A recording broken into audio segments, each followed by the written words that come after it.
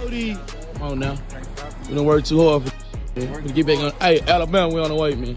It looks like the feds have locked their sights on a major movement rising out of Dallas. This is not some light investigation. This is the kind of federal heat that comes with RICO indictments, wiretaps, seized assets, and agents digging into every dollar that's been made.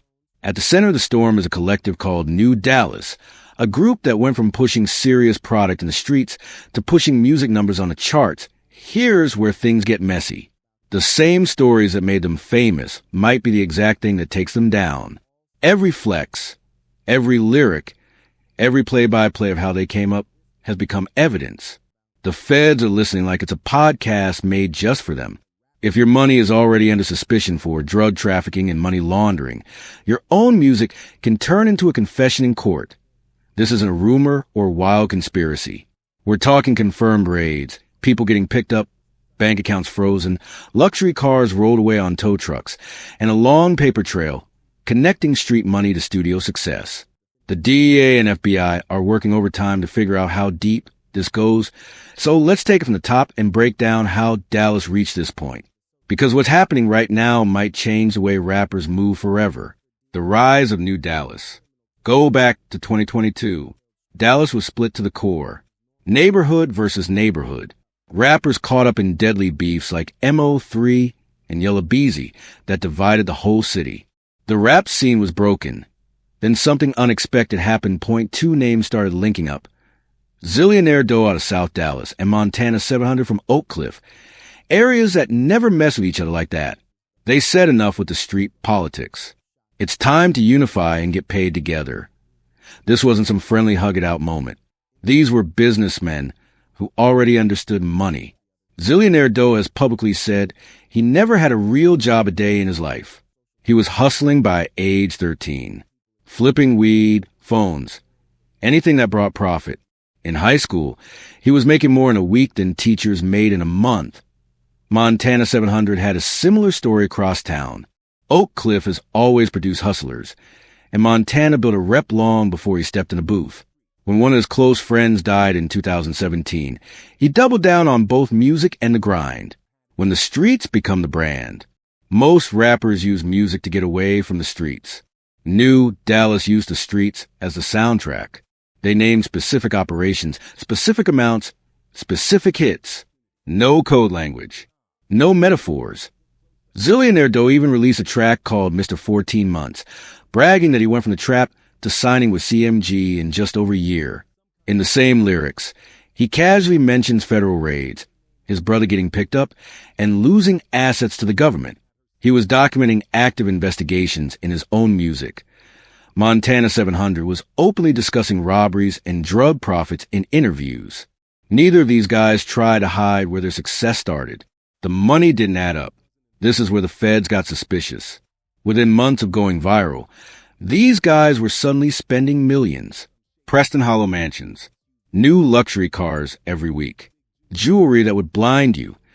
Music hasn't been profitable long enough for them to afford all that, which means something else is fueling the lifestyle.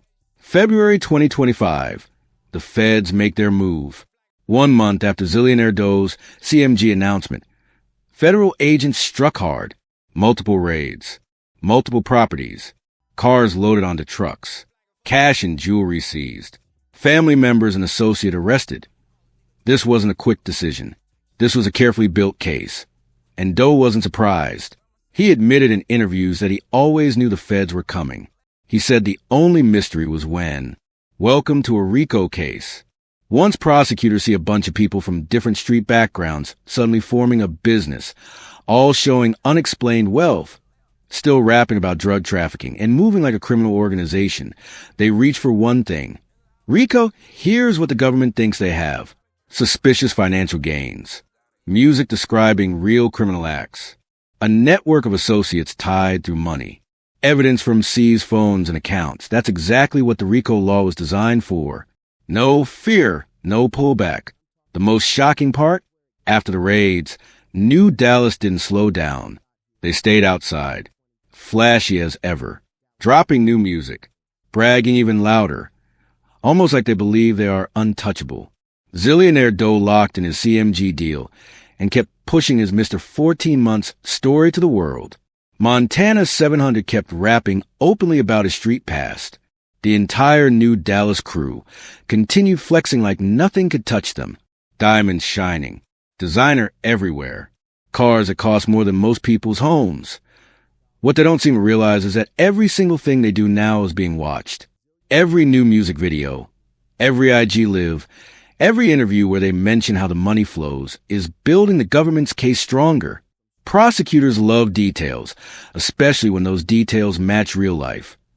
Doe even said in an interview that before his big break, he was completely broke. Then out of nowhere, he started spending on luxury rentals, flashy visuals, and a lifestyle that demands serious cash behind it. Sudden wealth with no clean explanation is the biggest red flag in a money laundering investigation. The bigger picture. This situation isn't just about New Dallas. The federal government has changed the way they look at rap culture. For years, drug organizations have been using the music industry to clean dirty money. You take street cash, run it through music production and promotions, then claim it came from streams, shows, or merch. Since rappers are expected to look rich, nobody questions the spending. The problem is that the feds finally caught on. Now they are checking if the lifestyle matches the real income. They are comparing bars with bank statements. They treat rap crews like organized crime families. New Dallas fits this mold perfectly. Multiple members with criminal backgrounds.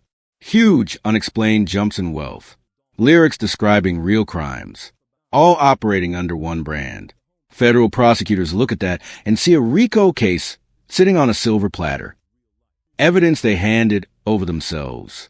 Here's what the feds can already use against them. Lyrics bragging about drug distribution, robbery, and exact dollar amounts. Interviews where they casually reveal timelines and details. Social media that shows millions spent with no legal earnings to back it up. Financial records that don't match their lifestyle.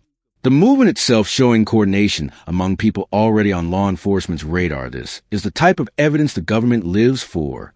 How long the feds have been watching. Here's the likely investigation timeline. 2022 to 2023. Quiet surveillance. Watching the glow up. 2023 to 2024. Digging into bank accounts and property deals. Early 2024. Wires tapped. Phones monitored. February 2025. Raids on multiple targets to collect evidence. 2025 and ongoing. Building the RICO case and flipping associates to testify. The fact that Doe and Montana are still walking free doesn't mean they are safe. When the feds move, they move with a complete case that is built to destroy. The legal fallout could be devastating. RICO charges can mean up to 20 years. Add in drug trafficking numbers and money laundering counts, and we could be talking decades behind bars. Possibly life depending on what prosecutors uncovered on top of that. All their assets could disappear overnight. The mansion money, the luxury cars, the jewelry, even the music catalog and streaming royalties. If the government believes the success was funded by illegal income, they will take everything. The future of hip-hop is watching. This case isn't only about one group in Dallas. The outcome could change the entire rap game. If prosecutors win, they set a legal example that can be used against other rappers who still mix the streets with the studio. Art and reality have always been close in hip-hop. Right now they might be too close. The unavoidable reality. The feds don't waste time on random guesses. They make moves only when they already have the puzzle pieces. That big February raid wasn't the end. It was the beginning of the final chapter. New Dallas keeps dropping songs and flexing like nothing's wrong. Every post might be another nail in their own coffin. This isn't about if anymore. It's about when. When will the indictments drop? How many will fall? And how much of that empire will survive once Uncle Sam finishes collecting? Keeping it real is part hip-hop. Keeping it too real with active criminal details is a one-way ticket to federal lockup. Their authenticity became evidence. Their movement became a conspiracy. Their unity might turn into a mass conviction. So what do you think? Did New Dallas go too far? Or is this the price rappers pay for telling their truth in a world that's always watching? Make sure you subscribe, because when the next big update hits, it could mark the beginning of the end for the New Dallas movement.